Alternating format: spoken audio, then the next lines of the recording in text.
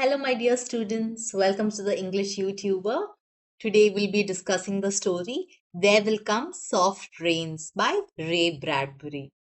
So, this is a dystopian story where, after the nuclear attack, humans have ceased to exist, but machines and robots have taken over the house and it's working, and there is no sign of any human beings.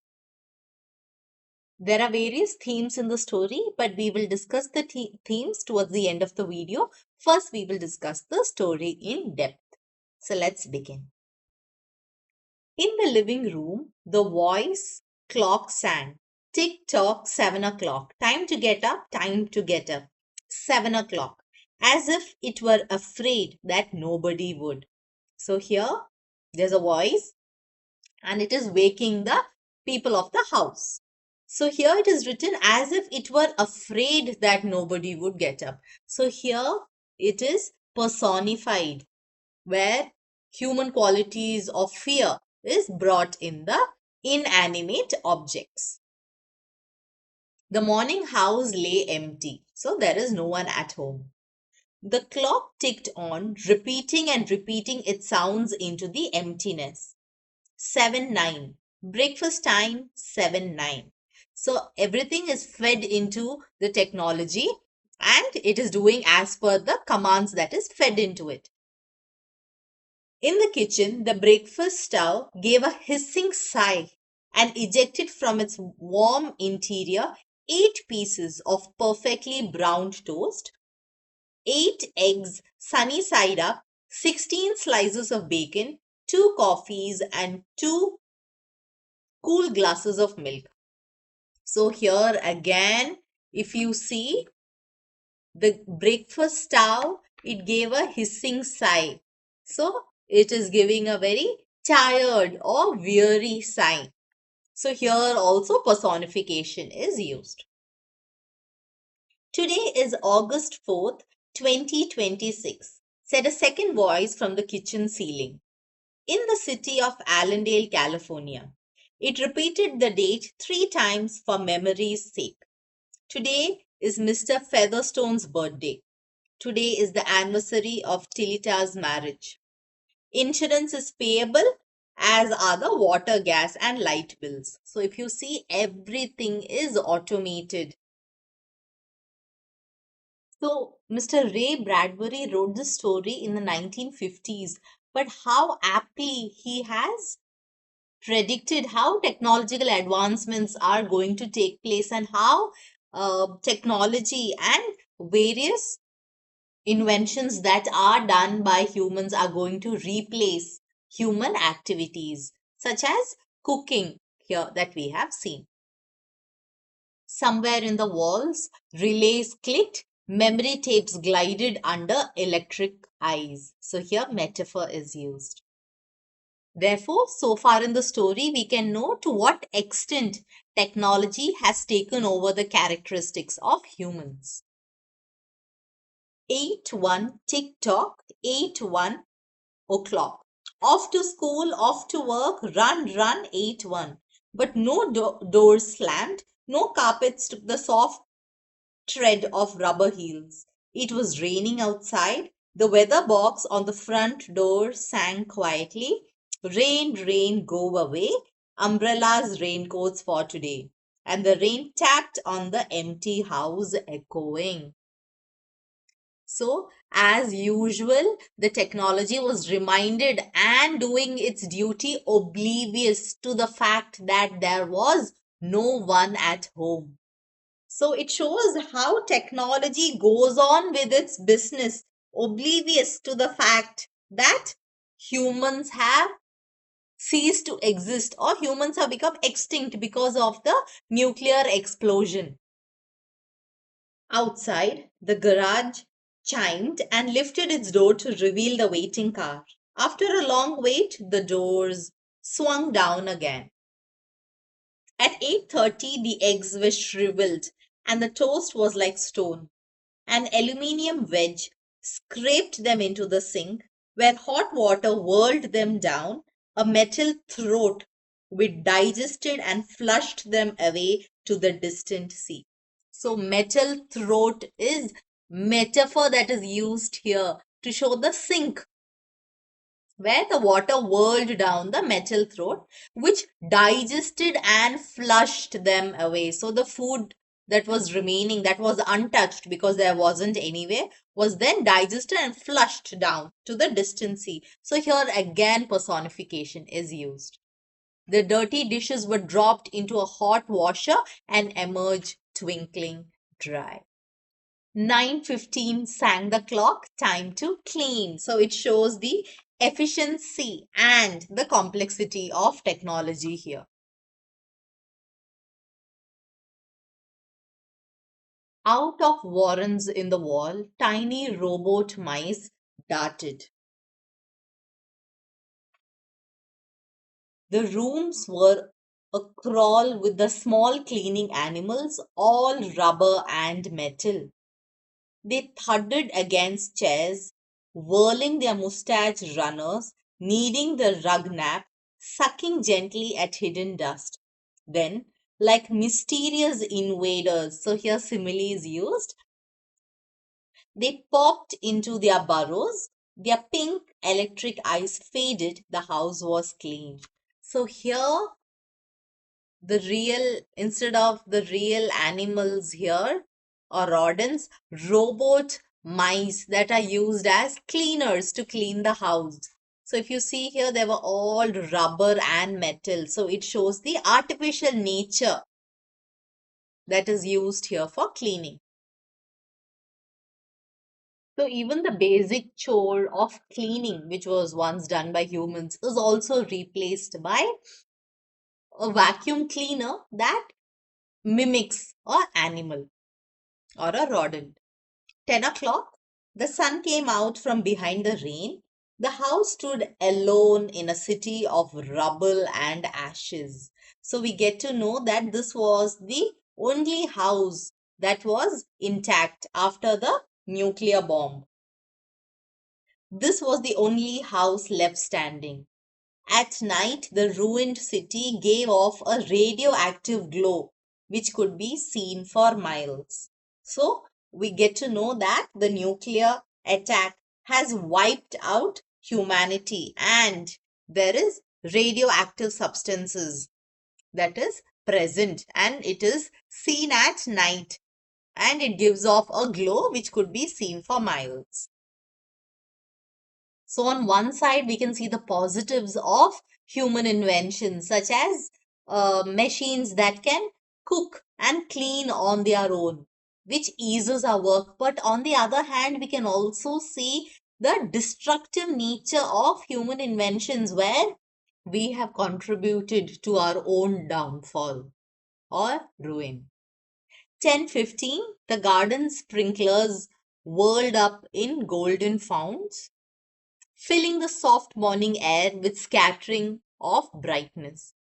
The water pelted window panes running down the charred west side. So we can see that the west side of the house is entirely charred. Charred means burnt down. So there is rubble and ashes everywhere. The entire city is ruined except for this house which has miraculously survived. And the west side is completely charred, where the house had been burned, evenly free of its white paint. The entire west face of the house was black, save for 5 places. Here, the silhouette in paint of a man mowing a lawn, that mowing a lawn is cutting the lawn. Here, as in a photograph, a woman bent to pick flowers. Still farther over, their images burned on wood in one titanic instant. A small boy, hands flung into the air, higher up, the image of a thrown ball, and opposite him a girl, hands raised to catch a ball which never came down. So here we can see the ghostly charred silhouettes of people in action doing very mundane, normal day-to-day activities. And these are the last moments before they were wiped out from the face of the earth, which shows that destruction can happen within seconds. And human life is fragile. So, this haunting image symbolizes the fragility of human life against nuclear weapons and how technology has the potential to wipe out its own creators. The five spots of paint, the man, the woman, the children, the ball remained. The rest was a thin charcoal layer. The gentle sprinkler rain filled the garden with falling light. Until this day, how well the house had kept its peace. How carefully it had inquired, who goes there? What's the password? And getting no answer from lonely foxes and whining cats. It had shut up its windows and drawn shades in an old maidenly preoccupation with self protection, which bordered on a mechanical paranoia. So here the house is programmed with an instinct of security. So here it shows the protective nature of the house where it was very careful in protecting the house, and when it got no answers from these lonely foxes and whining cats, it shut up the windows and drew up the shades to protect the house. It quivered at each sound, the house did. If a sparrow brushed a window, the shade snapped up. The bird startled flew off. No, not even a bird must touch the house. So it shows the protective nature of the house. And without any humans to guide it, the machine is having human like anxiety and a protective nature and has become fearful of any outside contact. It is 12 noon. A dog whined, shivering on the front porch.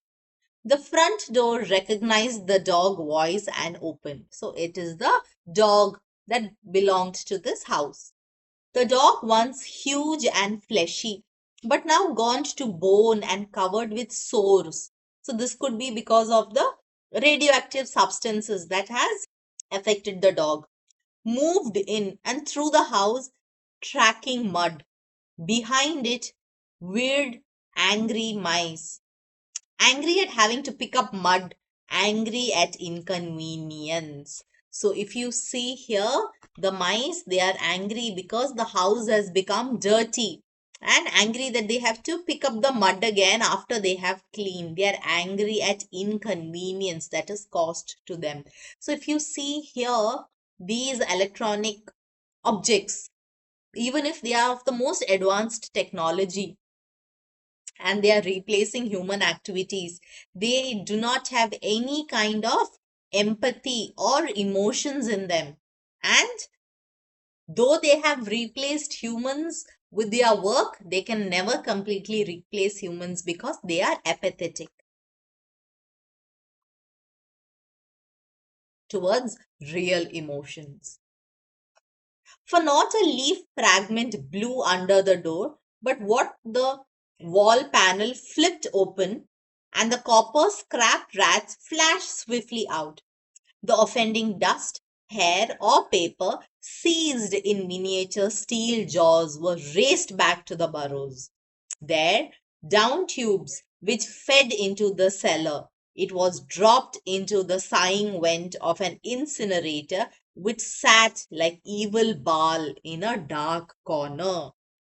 So here, evil Baal is a demon, and here the incinerator is compared to an evil Baal that sits in the dark corner. So here they're showing the incinerator to be sinister. What is the meaning of the word sinister? Sinister means evil. So here the incinerator is a consuming force. And though humans worship convenience and technology to make their work easier, ultimately it has led to their own demise. The dog ran upstairs, hysterically yelping to each door, at last realizing, as the house realized, that only silence was here. So, just like how the house realized that there wasn't anyone here, the dog also realized. It sniffed the air and scratched the kitchen door. Behind the door, the stove was making pancakes, which filled the house with a rich baked odor and the scent of maple syrup. So, in spite of the house realizing that there wasn't anybody inside, it still continued with the work that was put into it. The dog frothed at the mouth, lying at the door, sniffing, its eye turned to fire. It ran wildly in circles, biting at its tail, spun in a frenzy and died. It lay in the parlor for an hour. 2 o'clock, sang a voice. Delicately sensing decay at last, the regiments of mice hummed out as softly as blown grey leaves in an electrical wind. So here the mice finally realized that the dog had passed away. And as softly as blown grey leaves in an electrical wind, they came and they cleared out the remains of the dog. So here simile is used. The dog was gone. In the cellar, the incinerator glowed suddenly and whirl of sparks leaped up the chimney. So there was no emotions whatsoever that the dog that belonged to the house had passed away. And just like it was any other chore, the electrical mouse came, cleaned the house, and dropped the dog into the incinerator, which glowed and leapt up the smoke from the chimney. So this shows technological indifference to even animal extinction, and it goes on with its business like nothing much has happened. It is 2:35. Bridge tables sprouted from patio walls. Playing cards fluttered onto pads in a shower of pips. Martinis manifested on an oaken bench with egg salad sandwiches. Music played. But the tables were silent and the cards untouched. At 4 o'clock, the tables folded like great butterflies. So, again, simile. So, the tables folded like butterflies back through the paneled walls. 4:30, the nursery walls glowed. Animals took shape: yellow giraffes, blue lions, pink antelopes, lilac panthers, cavorting in crystal substance. So, cavorting is jumping or dancing excitedly. The walls were glass, they looked out upon color and fantasy. Hidden films clocked through well oiled sprockets. So, well oiled sprockets means these hidden films that showed these animals, they were properly maintained and all the machine parts were well lubricated, and the walls lived. The nursery floor was woven to resemble a crisp cereal meadow. Over this ran aluminium roaches and iron crickets, and in the hot, still air, butterflies of delicate red tissue wavered among the sharp aroma of animal spores. So, animal spores means the real sense or the animal tracks. So, if you see here, the house is only an illusion of nature. Everything is artificial as compared to the real untamed nature outside, as compared to the real sense and animal tracks. Everything here is just an illusion that is brought about by technology. There was a sound like a great matted yellow hive of bees within a dark bellows, the lazy bumble of a purring lion, and there was the patter of okapi feet and the murmur of a fresh jungle rain, like other hoofs falling upon the summer starched grass. Now the walls dissolved into distances of parched grass, mile on mile, and warm endless sky. The animals drew away into thorn breaks and water holes. It was the children's are. So let's see what the nursery signifies in the story.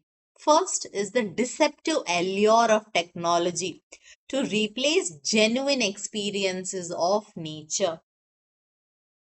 Second, that artificial comfort is actually concealing the true reality that the entire nature outside is ruined. It also shows the disconnection towards the real world and how people create a perfect controlled environment of illusion for children, which makes them oblivious to the real truths of life.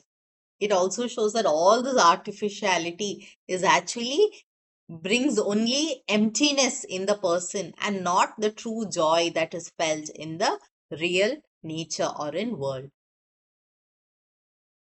6, 7, 8 o'clock. The dinner dishes manipulated like magic tricks, and in the study a click.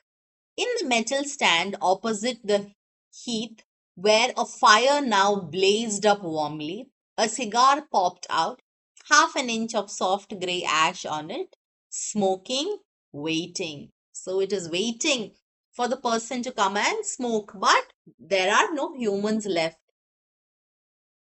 9 o'clock. The beds warmed their hidden circuits, for nights were cool here. 9:05. A voice spoke from the study ceiling. Mrs. McLean, which poem would you like this evening? The house was silent. The voice said at last, since you express no preference, I shall select a poem at random. Quiet music rose to back the voice. Sarah Tealsdale, as I recall your favorite. So, actually, Ray Bradbury has written this story by taking inspiration from the poem There Will Come Soft Rains. So, let's see what the poem is. There will come soft rains and the smell of the ground, and swallows circling with their shimmering sound. So, here the poet is saying that yes, there will come soft rains and the smell of the ground when rain falls into it. The swallows are birds circling with their shimmering sound, and frogs in the pools singing at night, and wild plum trees in tremulous white.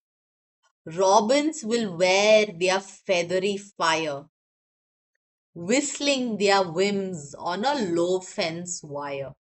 And not one will know of the war, not one will care at last when it is done. So it shows that nature is oblivious to the war and they will also not care when the war is done.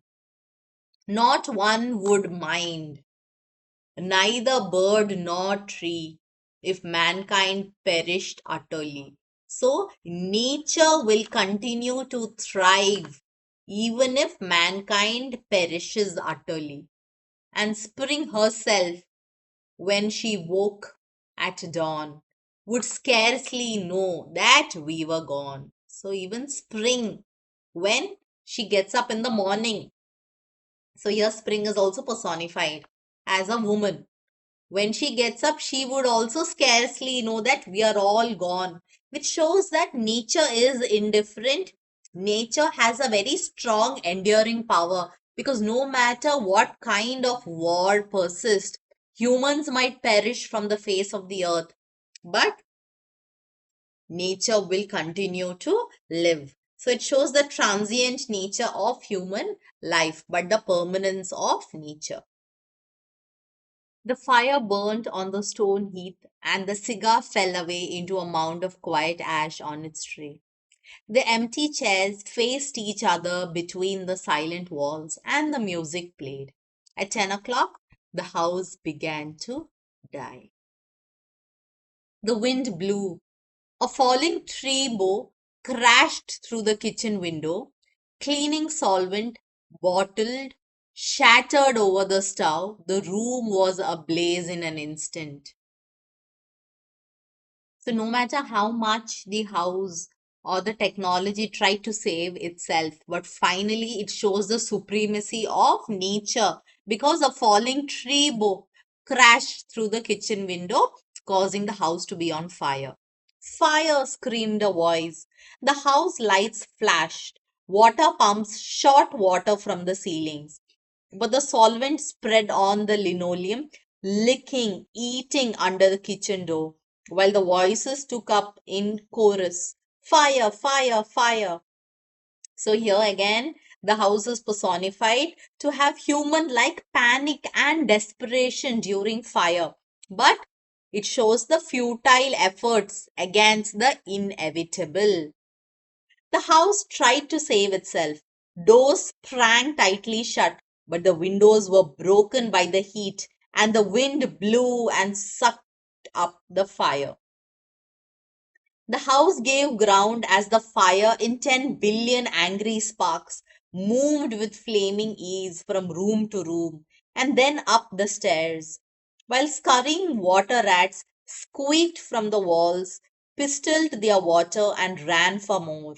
And the walls sprayed let down showers of mechanical rain, but too late. Somewhere, sighing, a pump shrugged to a stop. The quenching rain ceased. The reserve water supply, which had filled baths and washed dishes for many quiet days, were gone. So it shows that technology can survive up to some limit, can replace and can be so advanced. But at the end of the day, nature is the supreme power. This kind of mechanical artificial rain is no comparison to nature. The fire crackled up the stairs. It fed upon Picasso and Matisse in the upper halls like delicacies, baking off the oily flesh, tenderly crisping the canvases into black shavings. So it shows that the fire here has fed the delicacies. That means it is a deliberate act of consumption here. So here the fire is deliberately feeding on the art and the art is destroyed, which shows the destruction of priceless cultural heritage and human achievement. So we humans think that we are indestructible and we try to have pride on these cultural heritage, but nature has the power to destroy everything in seconds. Now the fire lay in beds, stood in windows, changed the color of drapes, so everything is burning down. And then reinforcements from attic trapdoors, blind robot faces peered down with faucet mouths gushing green chemical. The fire backed off, as even an elephant must at the sight of a dead snake. Now there were 20 snakes whipping over the floor, killing the fire with a clear cold venom of green froth. But the fire was clever. Clever. So here, anthropomorphism is used where a human trait is added to fire. Though technology was trying to compete with nature, the fire did back off, just like how an elephant will see a sight of a dead snake. But the fire was clever. It had sent flame outside the house, up through the attic to the pumps there. So, where the source was, the fire went there. An explosion. The attic brain, which directed the pumps, was shattered into bronze shrapnel on the beams. So, technology, no matter how much you compete with nature, nature is smarter than us. The fire rushed back into every closet and felt of the clothes hung there. The house shuddered, oak bone on bone, its bared skeleton cringing from the heat, its wire, its nerves revealed as if a surgeon had torn the skin off to let the red veins and capillaries quiver in the scalded air. So here nature is brutal and The house is dying. Help, help, fire, run, run. Heat snapped mirrors like the first brittle winter ice. So again, simile is used here. And the voices wailed, fire, fire, run, run, like a tragic nursery rhyme. A dozen voices, high, low, like children dying in the forest, alone, alone. And the voices fading as the wires popped their sheathings like hot chestnuts. One, two, three, four, five voices died. So the voices that are dying one by one, it shows the demise of technology. And it also shows the tragic end of the illusion that is created by technology, that is, that it is in control. But nature is indifferent to all of this, it is superior. So, therefore, here it shows the ultimate failure of technology to sustain and protect us. In the nursery, the jungle burned, blue lions roared, purple giraffes bounded off, the panthers ran in circles, changing color, and 10 million animals running before the fire vanished off towards a distant steaming river. 10 more voices died. So it shows the impact of technology on the environment and how nature has now eliminated all the technology and the illusion that is created by humans. In the last instant under the fire avalanche, other choruses, oblivious, could be heard announcing the time, cutting the lawn by remote control mover, or setting an umbrella frantically out and in, the slamming and opening of the front door, a thousand things happening like a clock shop when each clock strikes the hour insanely before or after the other, a scene of maniac confusion yet unity. Singing, screaming, a few last cleaning mice darting bravely out to carry the horrid ashes away. So, here everything is going to end, but again, technology is frantically working, and some of them are even oblivious to the fact that their end is near. And one voice, with sublime disregard for the situation, read poetry aloud in the fiery study until all the film spools burned, until all the wires withered and the circuits cracked. So it shows here that this technology is indifferent because it has a sublime disregard for the situation. So, though humans have imprinted technology with human life, they are still inhuman. And if you noticed, the house depleted all its water resources that was saved. So, though technology can mimic nature by giving mechanical rain, ultimately it's a poor substitute that is ultimately dependent on natural resources for water. The fire burst the house and let it slam flat down, puffing out skirts of spark and smoke. In the kitchen, an instant before the rain of fire and timber, the stove could be seen making breakfast at a psychopathic rate. 10 dozen eggs, 6 loaves of toast, 20 dozen bacon strips, which eaten by fire started the stove working again, hysterically hissing. The crash, the attic smashing into kitchen and the parlor into cellar, the cellar into subcellar, deep freeze, armchair, film tape, circuits, beds, and all like skeletons thrown in a cluttered mound deep under. Smoke and silence, a great quantity of smoke. Dawn showed faintly in the east. Among the ruins, one wall stood alone. Within the wall, a last voice said over and over and over again, even as the sun rose to shine upon the heaped rubble and steam. Today is August 5th, 2026. Today is August 5th, 2026. Today is. So, at the end of it, what happens? No matter humans might cease to exist, technology might also end, but time will continue, and so will nature. So now let's go in towards the themes in the story.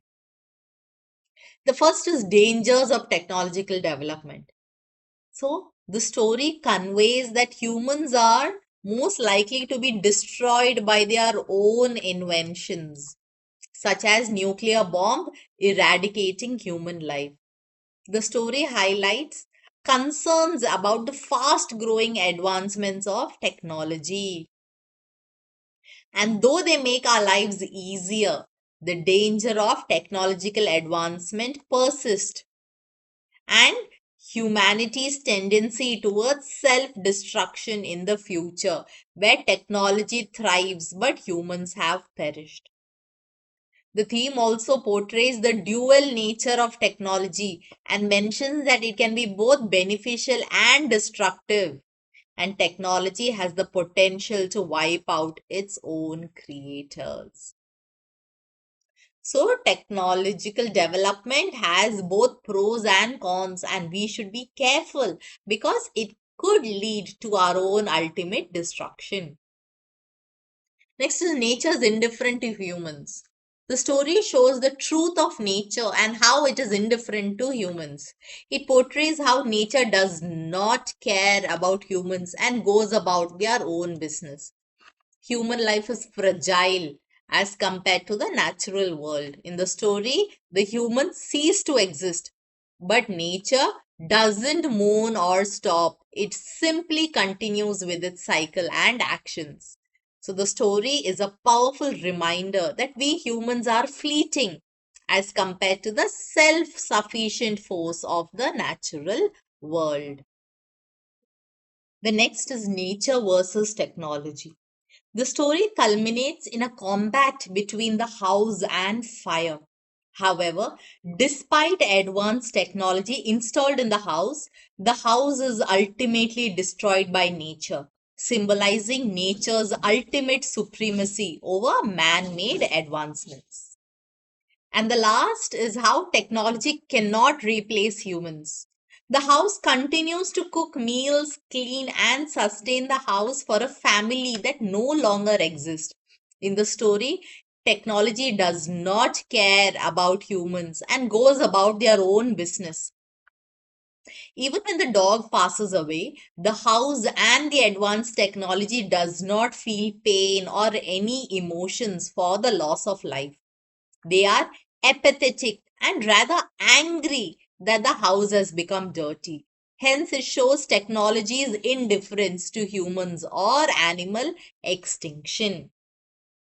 So, these were the various prominent themes in the story. I hope you enjoyed watching this video. Please share it among your friends. And if you haven't subscribed, do that immediately. Remember that I'm praying for you. God bless.